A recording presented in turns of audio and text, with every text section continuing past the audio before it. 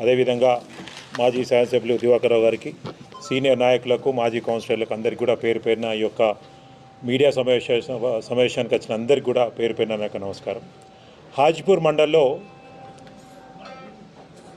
14 రాత్రి తెల్లాడితే 15 ఆగస్టు 79 సంవత్సరాలు అయింది.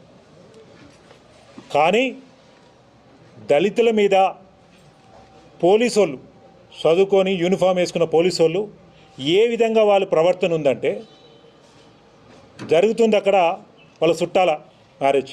అక్కడ మల్లేష్ వాళ్ళ మిస్సెస్ వారి ఎక్స్ సర్పంచ్, ప్రవీణ్ కానీ నితీష్ కానీ ఇద్దరు పిల్లలు, వాళ్ళ అన్నదమ్ముల కొడుకులు. పెళ్ళైంది వాళ్ళది, పెళ్ళికి అక్కడనే ఉన్నారు. పెళ్ళి అయిపోయిన తర్వాత ఇంటికి ఎత్తా అంటే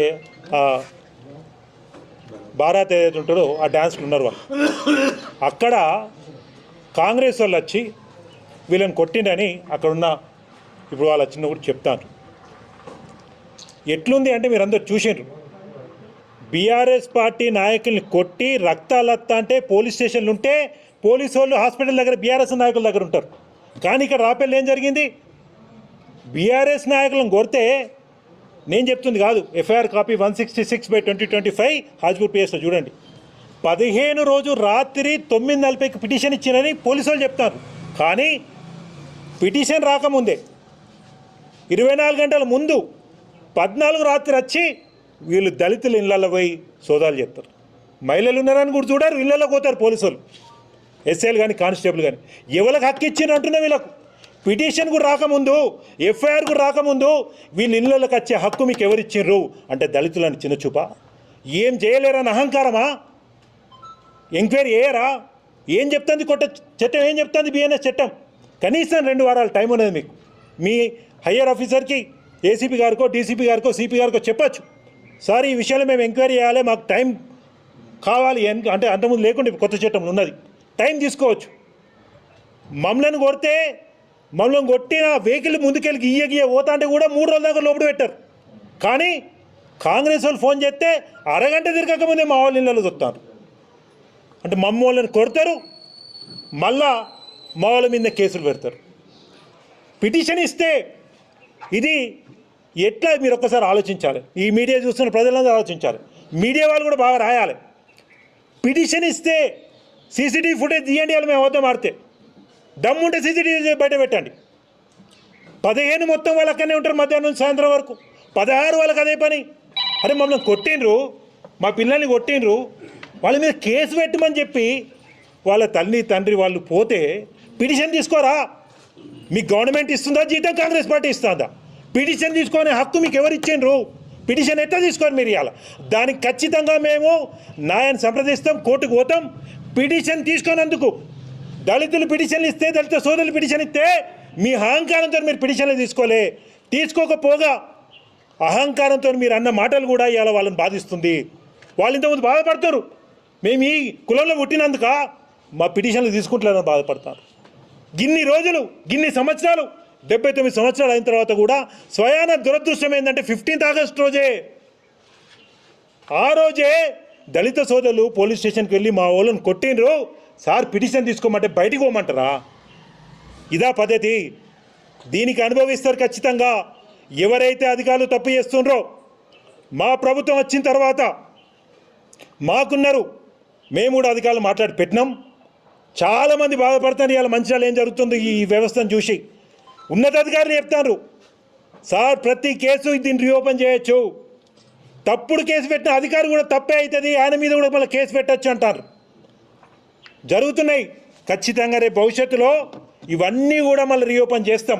తప్పు చేస్తున్న సిటిజన్కి, పౌరునికి ఏ విధంగా అయితే శిక్ష ఉంటుందో తప్పు చేసిన అధికారికి అంతకన్నా పెద్ద శిక్ష ఉంటుంది. చూసిండు కదా, మంచిర్యాలలో చూసిండు కదా తప్పు చేసిన అధికారులు ఏమవుతారో ఇవాళ రేపు. ఖచ్చితంగా ఇది పద్ధతి కాదు. ఇంతకన్నా ఘోరం ఏంటంటే, అక్కడ మా నాయకుడు ఉన్నారు మందపల్లి శ్రీనివాస్ అని, గతంలో వైస్ ఎంపీపీ, మొన్నటిదాకా వారి ఫ్యామిలీ వారి మిస్సెస్ అక్కడ ఎంపీపీ. ఇవాళ ఎవరైతే పిటిషన్ ఇచ్చిన వ్యక్తి ఉన్నాడో సాయి, వాళ్ళ స్వయాన బ్రదర్ సాగర్, అదే కుటుంబం వాళ్ళు అప్పుడు తప్పు పిటిషన్ ఇచ్చి 33 రోజులు లోపలికి పంపిస్తారు. మళ్ళీ ఇలా వాళ్ళ తమ్ముడే మళ్ళీ ఈయన మీద తప్పుడు పిటిషన్ ఇస్తాడా?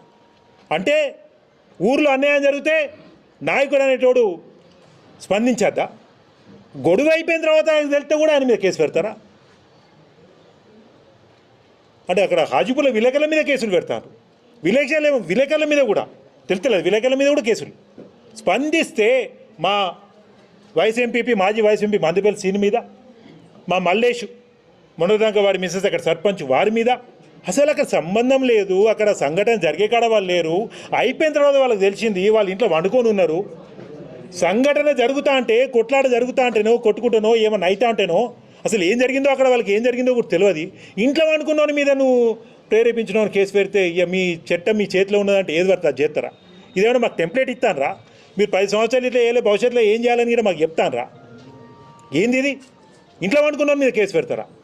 అంటే రేపు మళ్ళీ లోకల్ బాడీ ఎలక్షన్స్ వస్తానే, ఈ హాజీపూర్ మండలంలో ఈ రాపల్లిలో మనం గెలవాలంటే మందపల్లి సినిని మళ్ళీ ఒకసారి లోపలికి పంపించాలని, ఇది కుట్ర కాకపోతే ఏంటిది? దెబ్బలు ఎక్కడ తాకినాయి? ఒక ఫోటో రాలేదే, రక్తం వచ్చిందా, కనిపించిందా? ఇంకా దుర్మార్గం. ప్రవీణ్ ఉన్న నితీష్ వాళ్ళ తల్లిదండ్రులు కుటుంబ సభ్యులు పోలీస్ స్టేషన్కి పోతే ఎవరైతే దెబ్బ తాకిందని ఆయన గేటు అక్కడనే పోలీస్ స్టేషన్ దగ్గరనే ఉన్నాడు. దెబ్బ తాకినాడు పోలీస్ స్టేషన్ దగ్గరనే ఉన్నాడు, పిటిషన్ ఇచ్చినాడు. దెబ్బ తాకిందని అవధం ఆడేటోళ్ళు ఆ సీసీ ఫుటేజ్ తీయండి. ఈ చట్టం ఒకటి మీకే ఆ సీసీ ఫుటేజ్ అధికారం ఇచ్చింది కాబట్టి అర్థం, కానీ ఈ ఎఫ్ఐఆర్లు ఎట్లయితే పబ్లిక్ ప్లాట్ఫామ్లో పెడతాను, అసలు సీసీ ఫుటేజ్లు కూడా పబ్లిక్ ప్లాట్ఫామ్లో పెట్టాలి. ఎవరంటే వాళ్ళు ఎప్పుడంటే అప్పుడు డౌన్లోడ్ చేసుకుంటే పెట్టాలి, అప్పుడే ఇవి అవుతాయి. ఇవాళ చెప్తున్నా, సిపి గారిని రిక్వెస్ట్ చేస్తున్నా, మీ మీద నమ్మకం ఉంది, పెద్దలు మాజీ శాసనసభ్యులు సిపి గారికి లెటర్ రాసి మీ అందరూ కూడా పంపిస్తే ఇప్పుడు ఆ లెటర్ కూడా ఈ అన్యాయాలను, పోలీసు వాళ్ళు చేస్తున్న అక్రమాలను, అన్యాయాలను ఫస్ట్ అరికాడితేనే మంచిర్యాల బాగుపడుతుంది.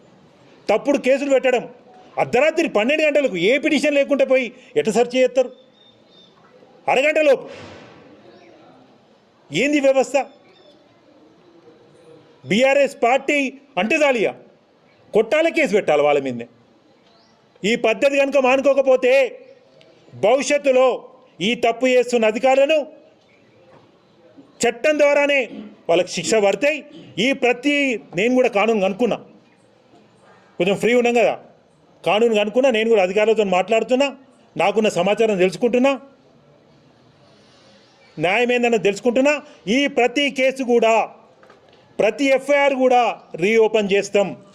ఎఫ్ఐఆర్ ఇచ్చినోళ్ళు, ఎఫ్ఐఆర్ పెట్టినోళ్ళు, తప్పు చేస్తున్న ప్రతి అధికారిని కూడా ఖచ్చితంగా రేపు న్యాయపరంగా శిక్షిస్తాం. ఇలా ఏమాత్రం మార్పు ఉండదు.